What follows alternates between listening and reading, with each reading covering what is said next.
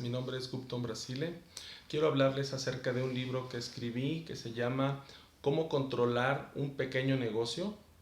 Muchas veces nosotros tenemos la inquietud de poner un negocio de cierto estilo, pero